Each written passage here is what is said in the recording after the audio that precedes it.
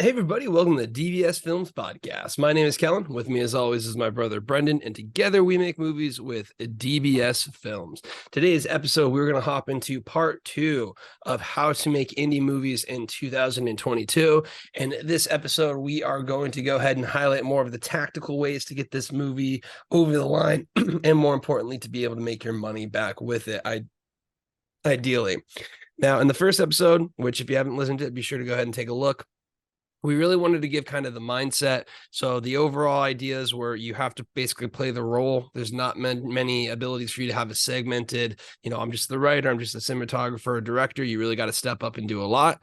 You want to have the end in mind in the sense of, it's not just one movie, it's multiple movies, it's creating a portfolio. And then you really want to look at building your community as well, too. We're kind of the major items. This episode, we are going to get a lot more tactical when it comes to it. We're DBS Films, so be sure to take a look at our Discord channel online for a lot more information. But we have made 10 feature films that are out there right now. We have 2 in post-production, and we're working on our 13th. So we wanted to basically give you some of our experience in making these feature films as indie producers to just get an idea of what it actually takes on the tactical and strategy side. And, really, I think the first place I want to hop in, and I think this is the thing that, to me, I can tell when an indie film is going to have success or not in this, I think by one factor, and I think this is the factor that you'll probably agree with when it comes to whether they'll have success or not, like right away once I see something, is budget. The one thing that you can really control as an indie filmmaker is your own budget, is coming up with an idea that you can film. It's not making it too grand that you're not going to pull off, because even as an indie filmmaker, you're going to be up against multi-million-dollar movies. If you're up against a multi-million-dollar movie and you're an indie film, the best thing you can do is film something that's low budget and realistic, so you don't show the glaring differences between your sci-fi and their sci-fi at multi-million dollars. So to me, the biggest thing that I see in the indie filmmaking process is you have to understand just how expensive things are going to be, and you have to pull your idea in from there. Because a lot of times I hear people talking, oh, I need maybe 100, 200K. Those are 2 completely different numbers. And to me, it shows you don't have the remote understanding of how much this project's going to cost. And unfortunately, this is the one area that I think indie filmmakers need to focus on, because this is the one area that you have the most direct control over.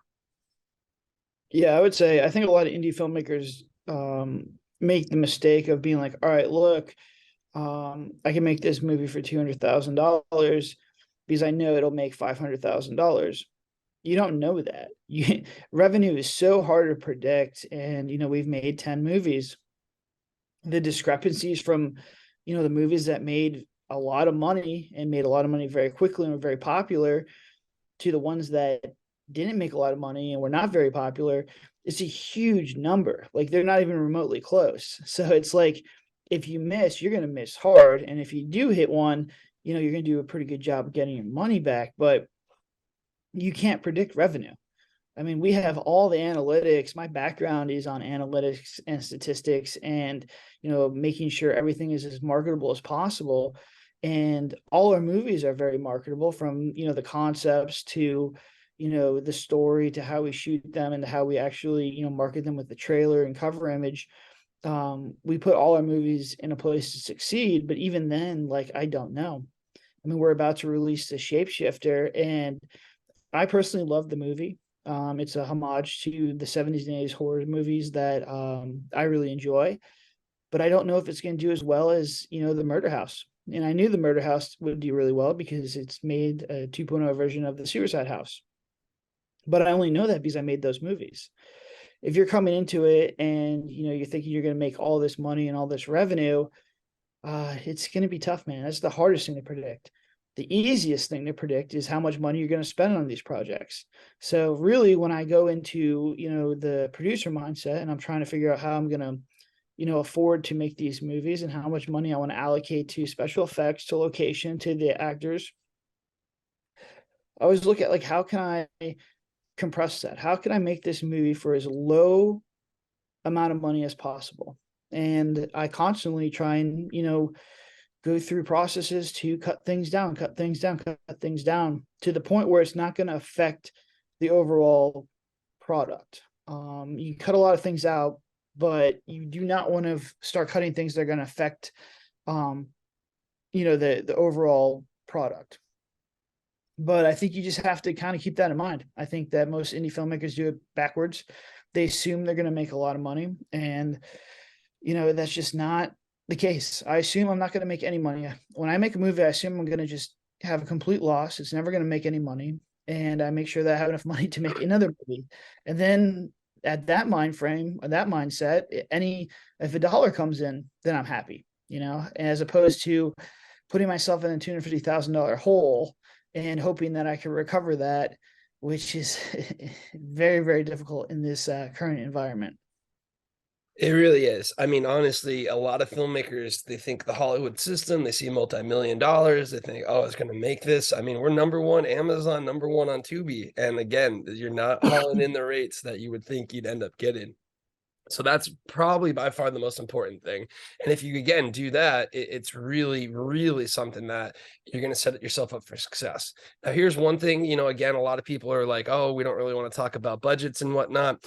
I would say for us, it's always going to be the lowest the budget's possible. But I think a good range, if you can produce a high quality, and again, take a look at some of our movies for like a good reference point in the sense that if you have a similar type of movie, you're likely going to get distribution.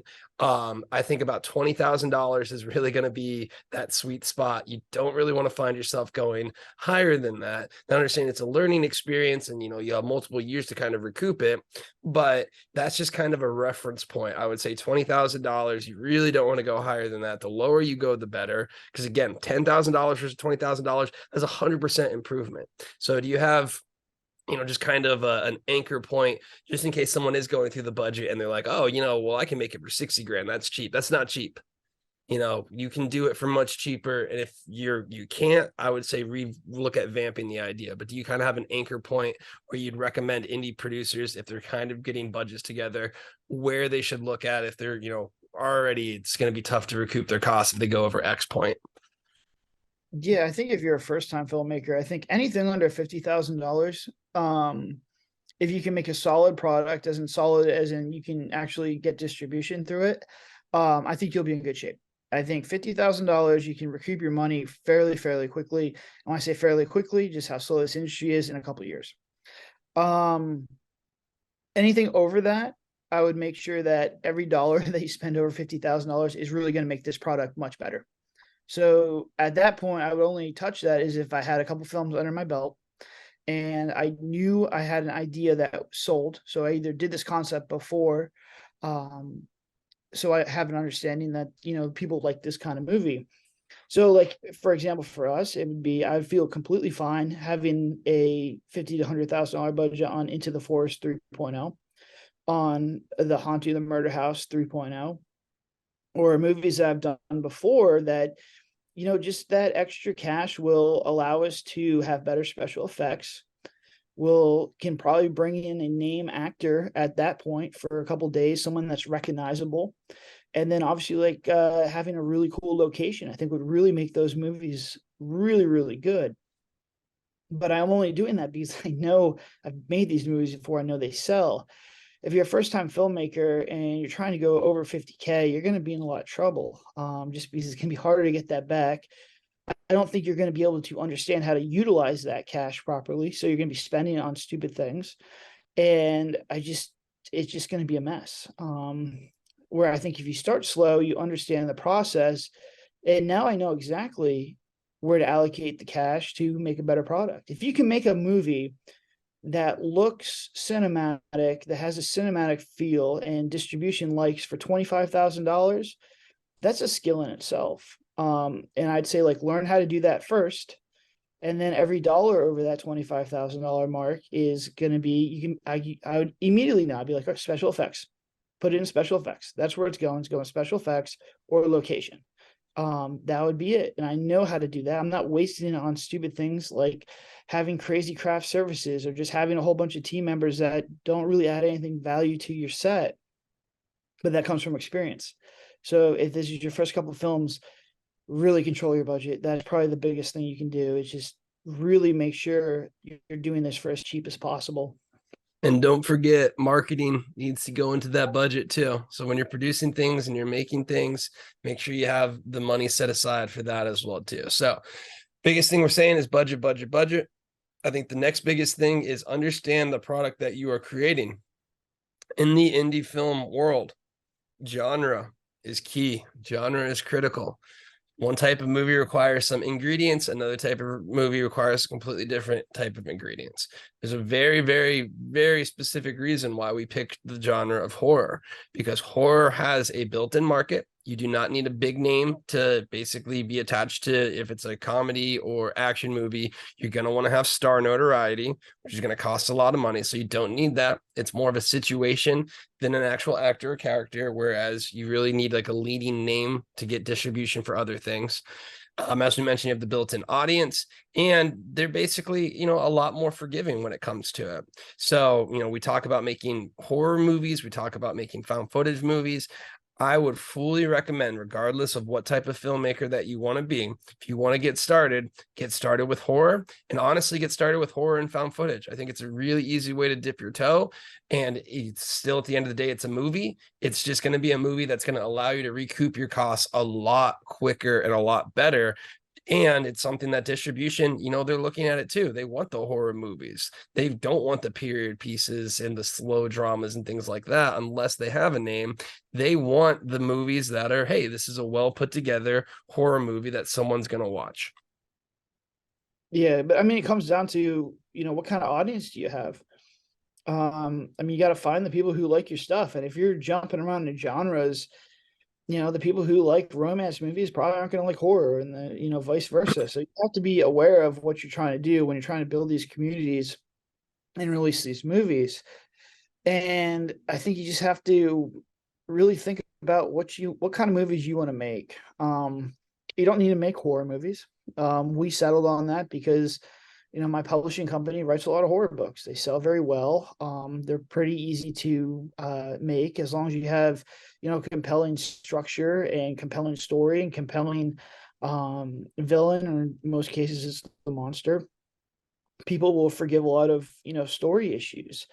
If you want to write, romance stuff, or not right. If you want to film romance stuff, that's totally fine as well. I've seen a lot of directors that make a lot of indie chick flick kind of comedy stuff that do very, very well. But you have to know how to write that kind of stuff, and you have to know how to, produce that kind of stuff. It's completely different. But I would say my biggest advice would be make sure that you pick a genre and then you make it very clear that that's what your movie is about. I see a lot of indie filmmakers who will have like a romance, horror, indie, sci-fi movie, and they're like, well, it's going to, increase the visibility because it pulls from all of these genres, and it really does the opposite. If I look at a movie, I don't know that exactly what's going on in that movie or what genre it's in, I skip it. If I'm looking for a horror movie and I read the tagline and I don't know if it's a romance movie or if it's a sci-fi movie, I'm just going to skip it. I want to know exactly what that movie is so I can watch it because I'm in the mood for like that kind of thing. And me and Kel actually just watched a movie, and I'm not really sure if that was a horror movie, is a dystopian movie, or if it was like a romance movie, and it was kind of off-putting, So you have to kind of figure out what kind of movie you want to make, and just make sure you're sticking to that genre and the tropes of the genre. Like the fans want to see certain things happen for each genre that you make your film in. Once you start spreading that thin, you're just going to kind of piss people off. So I would highly recommend figuring out what genre you want to make a film in and then sticking to it. Completely agree. I mean, it is that case. I still will recommend horror as the low one, just because romance and other comedies, I think just even, the indie filmmakers that we do see having those success, their budget's still super high compared to a lot of the other ones we see. But that is a good point. Make it very clear, make it very straightforward. And that's actually the next point that I really want to drive home is make a clear and simple story, as you were saying. I think a lot of people, once you if you watch a lot of cinema, I think you get in your head that you could create this, super twisting and like really, deep plot, and it just goes all over the place with it and be so cool, and this is how it is. And I think one of the biggest things that a lot of first time film makers, first time writers, because again, we're telling you got to do all of this. You got to be the first time writer, you got to do the filming element of it as much as possible, you have to do the editing. But I think when you're the person doing this, it's a lot more complicated, or it's a lot more simpler in your head, and it becomes a lot more complicated. So I think one of the big points I want to mention, again, that we've talked about this all the time, when someone is watching a movie, when we're watching movies, we're typically never just sitting down watching the movie. That just usually does not happen nowadays. What happens nowadays is you have your phone right in front of you. You're on your phone, you're doing something, or at least for us, we typically like to have a movie on while we're working on other things. And the reason that I want to highlight this is I think a lot of indie film that we see out there is exactly what you're talking about. They chew too much. They go too big. And I think you look at, like, Gone had its different reasons, but something like The Invited, which was our second one, is the textbook indie. I bit off an idea way too big. And I think as a filmmaker, I would try and find something simple, find something that essentially the concept is tried and true, in the sense that, there's a lot of witch movies, there's a lot of this type of movies. Take your personal twist on something that's already been done, in the sense that it's going to make it a lot more easier for you to actually produce and execute on that. And I think as we've developed as a film studio, our more simple and straightforward movies are the ones that typically perform better. 100%. I've seen a direct correlation with the simplest movies, the simplest concepts, and the simplest ideas. And those are the ones that make the most money. And we're going to test it out. Shapeshifter is a very bold concept. There's a lot of moving pieces. There's a lot of lore we had developed. There's a lot of plot. So we have this as a case study. And the movie we're going to shoot next month, which is the Roger Project, is literally the most straightforward movie we've ever done. It's a dude that goes into the woods and loses his mind. And it's going to be a great split test. I'm really excited to see this, because we're going to have the Shapeshifter, which is a very crazy, crazy movie, versus the Roger Project, which is just a dude running around in the woods. It's found footage, going to be super simple, super cheap to produce. And I'm going to knock on wood right now, because I feel like I don't want to jinx it. But dude, start simple. The simplest stuff just does better every single time. When you have to sit there and explain plot and just explain all this stuff to the camera, it slows your movie down. And when your movie slows down, people are going to stop watching, and you're going to get penalized by all these streaming platforms. And that's the only reason I could think of why the simple movies are better. If you explain things through a visual medium instead of having your characters narrate to the audience, it's much better. Murder House was just pretty much a whole bunch of scares stacked on top of each other. And when we did develop the lore of the house and, the killer, we did it in a very engaging way where they're moving around. So, then you go look at like Girl in Cabin 13. That's a very simple movie. There is no plot in there. There's nothing. You just kind of get in there. It's two people, and all of a sudden clowns show up. Movie did absolutely phenomenal. So if you're an indie filmmaker and you're like, well, I need more plot, I need to develop this, I need more story, I try and make it as simple as possible. I cut out everything that you possibly can that doesn't push the story forward, because also telling a story, a fully fleshed out story with a lot of plot and interesting dynamics in an hour and 20 minutes is extremely, extremely difficult. It is extremely difficult. And I always look back like, all right, how can I like add a little bit more depth to the Murder House? And dude, very difficult to do that, just because that's the time you're going to have. If we're making hour 50, 2 hour movie, 2 hours long movies, then yeah, you have to develop more plot and you can build a bigger story, but that's almost doubling our budget at this time. I think as an indie filmmaker, if you're going to make a movie under $50,000, the hour 20 minute is the sweet spot. That's exactly where you want to end up. So simple is going to be king. From our experience, the ones that do the best are the simplest stories, the simplest plots. Get in there, get the movie going, and don't stop until the credits roll would be my advice. And to piggyback on that advice a little bit, again, we want to try and be more tactical. There's so much details. You can take a look at our advice on the pre-production, production, and post-production process. We have whole episodes diving in detail there. I wanted to try to get, that big overview. And I think you nailed it right there. I think the thing that we're learning, pacing is key and pacing is critical, especially on AVOD types, especially on Tubi, especially on those things. So, I think the number one thing that we say with our new movies is the pacing gets better. And I don't think you have the ability to understand pacing until you've really been through the editing one. Cause I would say, like, now, if we look at our script now, that thing just moves. There's so much action going on. And I think if you're a first time screenwriter and a first time director and a first time producer in a project, it's going to seem like it's faster than it is. And what we've always seen now is you just got to make it even faster than that. It always feels like it's going to move a lot more. Our initial beats, the beats that we had in the first few movies, we would expect them to hit and they didn't. So now you have a long stretch of beats that don't hit. When we watch indie films, that's typically the case. You want to stack those things in there. You want to stack the scares. You want to stack the emotion, especially in the intro. So do you want to just kind of dive in real quick on just, again, how pacing is going to be the number one thing, because that is going to be live or die for your algorithm success. And on top of that, it's just good filmmaking. We were watching a lot of movies over the weekend and we kept saying, Shapeshifter, while it's obviously not on the same production value level as a lot of those, what it did have? It had much better pacing than these multi-million-dollar movies. And I think as any filmmaker, your biggest one should be, how can I make this movie feel like it's moving way faster than it is? Yeah, and I think that this is just a transition from the old model to the new model, where the old model, you were looking at theatrical releases. So you can have a 2-hour movie and people have to go to the theater, and you can have like a 10-minute super slow opening, slow burn kind of thing, because no one's on their phone. They already paid for their ticket. You already got paid. So they're stuck there. No one's really going to walk out.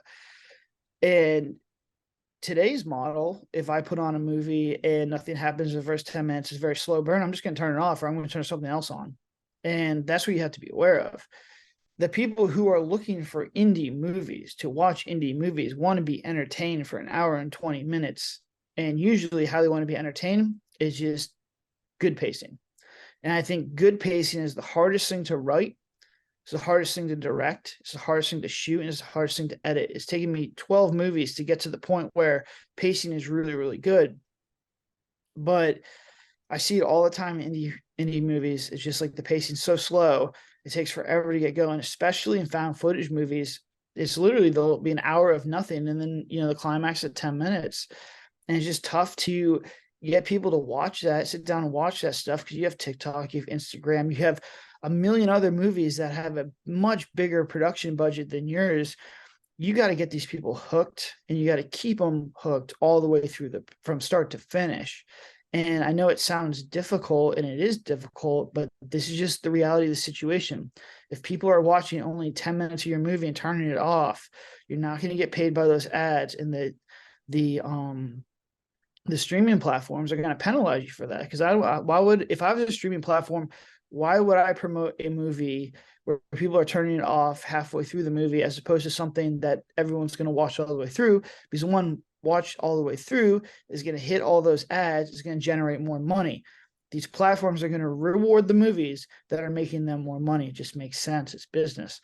So if you start your movie off with 10 minutes and nothing happens, you're not going to be in a good place. And it's just, in my experience, it's better just stack as many scares and as many big scenes as possible in these movies, because you never know when you're going to miss. It's very difficult to figure out and hit all the scares all the way through movies. It's just very, very difficult to do that. That's why if you watch our movies, we kind of utilize the same scares, because I know they work, and then we try and pepper in some new ones. But in my experience, it's really how you shoot it. It's the actors' reactions, and it's just the tension, overall score. There's a lot of variables in whether or not a pop scare works, or just a very tense moment. So you have to keep that in mind. And I say this comes down to pre-production. You got to make sure your stuff works before you actually go and shoot it. But the bottom line is, you got to, in today's AVOD market, your movie has to start with a bang and finish all the way through. If people are dropping off, you're going to have a very hard time recouping your money. 100%. So keep that pacing in mind. That's always going to be key on so many different levels to it. So I think now, really, again, top level stuff, there's a lot more details on what you can and can't do when it comes to actual tactical stuff on the different levels. I think one of the big ones that we see is vastly overlooked by a lot of the indie market is overall marketing of your film. And we talk about this all the time. Basically, what we end up seeing happening is, you go through the nightmare process of creating a movie, which again, we're going to have sympathy for anyone doing this. You cross the finish line, but now you actually have to market this thing. You have to create a cover art, create a blurb. You have to do all this stuff. I thought a distributor is supposed to just help me out. Isn't this why I'm signing up for them? And the answer is no. They really are not going to be the ones there. Again, there could be some distributors out there that will help, but it's never going to be as much of an effort coming from you as the filmmaker that the distributor is going to do. They're busy. They have multiple movies that they have to go to. They do, what their end is in the sense of pushing things out there. But you have to understand that, one, you need to make your movie attractive for distributors. And then two, you need to go ahead and build that community that we talked about in the first episode. And I think one of the biggest things as a filmmaker that you can utilize is our content is good. People like movies. People want to be actors. People want to be on set. That is a natural thing to happen because it is an interesting process. And this is, again, I think you have to focus on this nowadays when you're making these movies, when you're creating them. One, is this a marketable idea from the very beginning? Two, what's the way I'm going to market this when it comes to my poster and my blurb? And then three, how am I going to get content to market this and market the brand of our filmmaking production house versus just pushing one individual movie? And I think you need to have that mindset from the very beginning, or else it's going to be very overlooked. And unfortunately, this is probably one of the most important parts. We do a really, really great job marketing our movies, which is why we're up there against Top Gun, which is why we're up there against some of these bigger movies, because we know how to successfully push these movies through the different channels. And this is something that it takes a lot of time. It takes a lot of knowledge. We have a background in marketing, which helps out, a ton with different businesses. But I think this is something that is so vastly overlooked by indie filmmakers nowadays. And this is something that, like everything we mentioned before, you have to be the one spearheading this, and you have to be the driving force behind the marketing efforts of your movie. Yeah, 100% agree. I think, marketing, how you're going to produce the movie and how you're going to, push the movie starts in the writing phase. I'm making sure that I'm writing and making movies that people want to watch. And if you start off in a weird genre, or you're writing something that, nobody's seen before, then that could be good. But usually if you can't find any reference materials to something you're making, there's probably a reason for that. It's because nobody really wants to watch that. So I think you really have to put yourself in a place to succeed every step of the way. And that just starts immediately in the writing phase, making sure you're writing a movie that people want to watch, and that you're making sure that movie's paced as well as possible, because their first goal is to get people to click on it. Once they click on it, they got to watch it. And they go, like I just mentioned before, they got to watch it all the way through. But, as we're writing these movies, as we're making these movies, even just the trailer part, I write the trailers into the scripts. I know exactly where I'm going to pull from different trailer stuff. It's usually like lore stuff. And then we have the action scenes. If you watch our trailers, there's a very specific formula that we use, because it gets the viewer the information that they need to make a decision on whether or not they want to watch that movie. We want to show them the lore. We want to show them what's going to happen. Then we want to show them cuts of some of the crazier stuff, or, kind of foreshadowing what's going to happen in this movie. So then at the end of the trailer, they can say, hey, that's a pretty good trailer. I'm interested in this story. I want to watch it. And that's how they get them.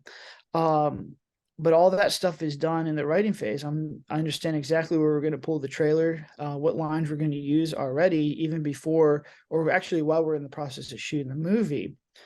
So I think like all that stuff is important, and you really have to keep marketing all the way through, the entire process. And that's behind the scenes stuff. We do a very good job of getting videos for TikTok and social media. Do a very good job of getting stills that the distribution loves, because those are going to be your images that they use when they market your film. And then we just split test a lot of stuff. Right now I'm running split test for the Shapeshifter. We don't know what the name's going to be. I have almost, I think, 300 or 400 different titles that I'm currently testing. We actually do have the cover art though, because I used The cover art was actually the runner up for the Murder House. And I know it converts very well. I already have all the data on it. So really, we're just waiting for the last piece of the puzzle, which is just what we're actually going to call this movie. And usually the ones that I like the most are not winning. They're not currently winning right now. It's going to be something that is more generic. But listen, I'm not my audience. Like, if people like this, if they're looking at this title, they understand that what this movie is going to be about, I'm all for it. So I will pick the winner, the most clickable title, the title that the people get to choose. And then, we're going to start testing blurbs and figure out, all right, what is like the least amount of words I could use to make people understand what this movie is. And it just goes back to, do not like cross-pollinate genres. Do not have giant blurbs that are confusing and mysterious. Tell your audience exactly what's going to happen in this movie, and tell them exactly what kind of movie this is. And that's the best way to do it, because when people are going to click on your cover, they're going to look at your blurb, and they're going to look at your trailer, and all this stuff needs to be thought of, or at least you have to have in the back of your head all the way throughout the process of creating this movie. It's so critical, and it's so overlooked by indie filmmakers. And I think that's one of the bigger changes, is you no longer have that cavalry that we're talking about to pick your movie up and take it. You have to be the one running with it. So the last thing I wanted to kind of highlight, and it's something we talked about in the last episode, but I think it's just so critical, and it's the number one gauge of success that we're really talking about and we're focusing in on, which is keep making these movies, keep the production house moving. When you're finished with a project, get it through post-production, get it through the void. And it's even so much so that it's something where even this year, with Shapeshifter, in the sense that, again, it's a large cinematic movie, there's a lot of different things we needed to get for it, and it that's going to happen. But it's so much something that we're recommending, focusing on ways that you can continue to produce and continue to make more movies, that I think it's spurring our decision to lean heavy into found footage, just because we think we can really produce these movies at a high scale. And I would say you should, no matter what, get a movie done within a year. And we're talking uploaded and ready to go. But we're trying to focus in on 3 movies a year, if not 4 movies a year and more, as many as we can. But I think the biggest thing that we need to highlight is keep moving, keep those feet pumping, because a lot of times we see in the indie film, took me 2-3 years to write this, took me 2-3 years to try and produce this, took me 1 month to film this, and then took me 2-3 years to finish this product. And now you have 5 years, 7 years gone, and you have a single feature.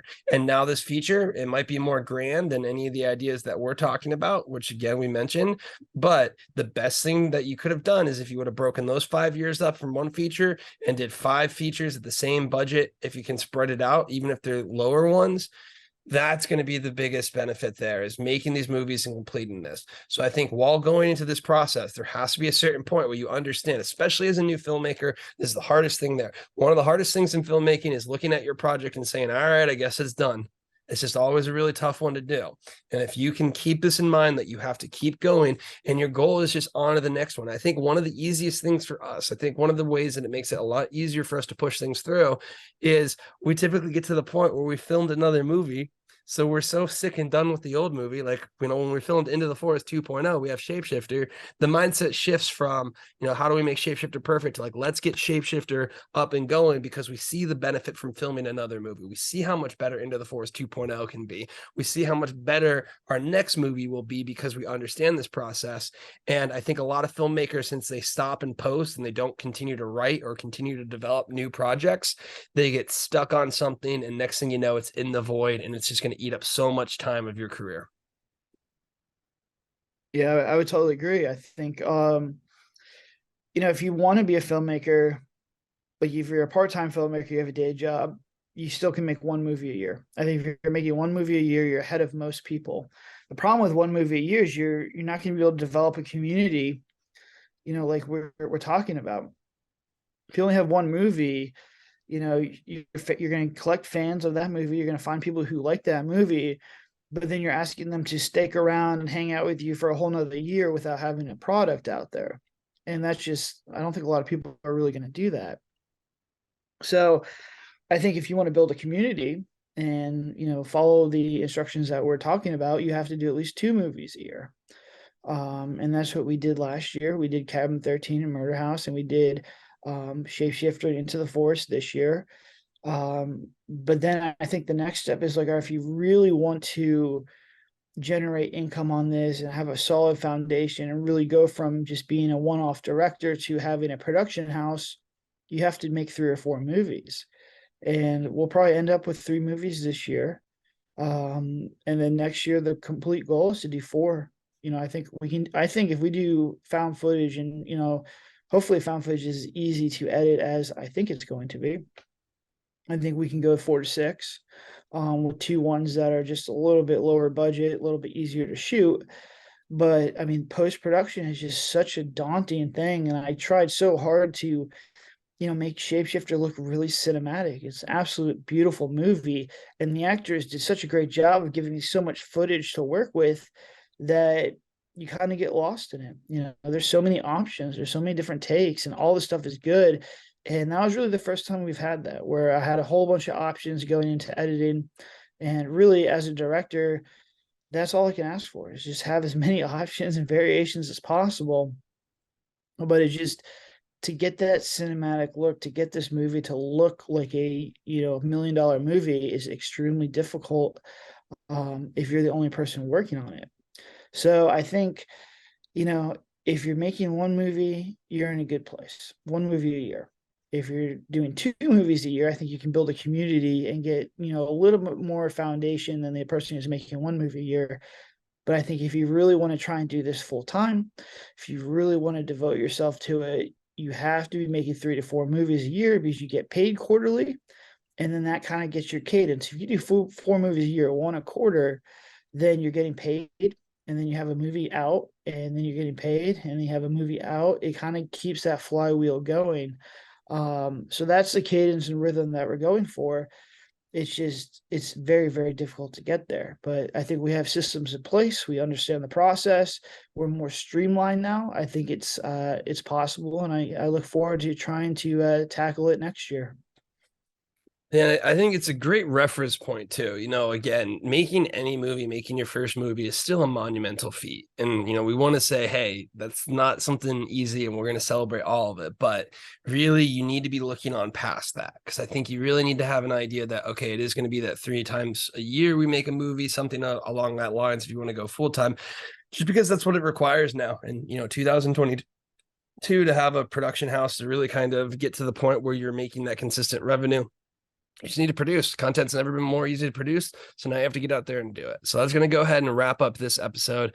Again, if you want to learn more about us, be sure to take a look at our Discord channel online, DBS Films. That's where all the magic happens in the sense of behind the scenes for our movies. When it comes to making them, when it comes to being part of them, if you ever wanted to be in a movie, if you ever wanted to have any behind the scenes experience, it is super easy for you to go ahead and join us and be part of that entire process. But until then, have a good one.